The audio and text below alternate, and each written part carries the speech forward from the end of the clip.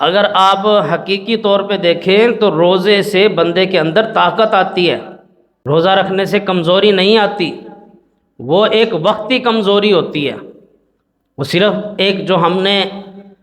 دوپہر کا یا شام کا کھانا چھوڑا ہوتا ہے، وہ جو ایک وقتی کمزوری آتی ہے، صرف وہ کمزوری ہوتی ہے۔ حقیقت میں روزہ انسان کو طاقت دیتا ہے، طاقت دیتا ہے اسے گناہوں سے لڑنے کی، گناہوں سے بچنے کی، بدکاری سے بچنے کی طاقت دیتا ہے۔ روزہ جب انسان رکھتا ہے تو اس کے اندر بہت ساری ایسی قوتیں جنم لیتی ہیں جس کا اسے اندازہ بھی نہیں ہوتا۔ رمضان کے علاوہ اور جو مہینے آتے ہیں اس میں ہم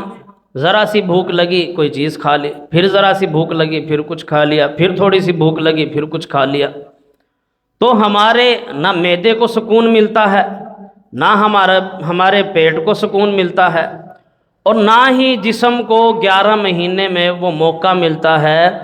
کہ وہ اپنے ہی اندر جو فیٹ جمع ہو چکا ہے یا جو گند کباڑ جمع ہو چکا ہے اسے باہر نکال سکے۔ جب ہم روزہ رکھتے ہیں، بھوکا پیاسا رہتے ہیں، تو جو ہمارے اندر کی جسم کی سستی کی وجوہات بنتی ہیں، وہ جو چربی ہے اور وہ جو فیٹ ہے اور وہ جو گندگی اتنے سالوں کی جمی ہوتی ہے، تو سب سے پہلے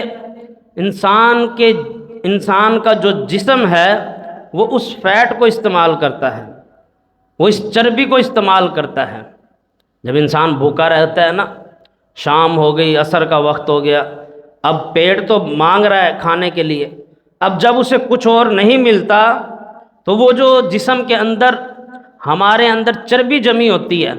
وہ چربی ہمارے دل پر بھی ہو سکتی ہے، وہ چربی ہمارے گردوں پر بھی ہو سکتی ہے، وہ چربی ہمارے پیٹ پر بھی ہو سکتی ہے۔ تو جہاں کہیں بھی یہ فیٹ جمع ہوتا ہے، جسم اس فیٹ کو استعمال کرنا شروع کر دیتا ہے۔ جیسے جیسے وہ فیٹ پگھلتا ہے روزے کی شدت سے، تو انسان کے اندر وہ قوت آنے لگتی ہے جو اسے چاہیے ہوتی ہے۔ اسی وجہ سے ہمیں روزے کی اہمیت جب پتہ ہوگی تو ہم یہ بھی سمجھ جائیں گے کہ روزہ ہمیں طاقت کیسے دیتا ہے۔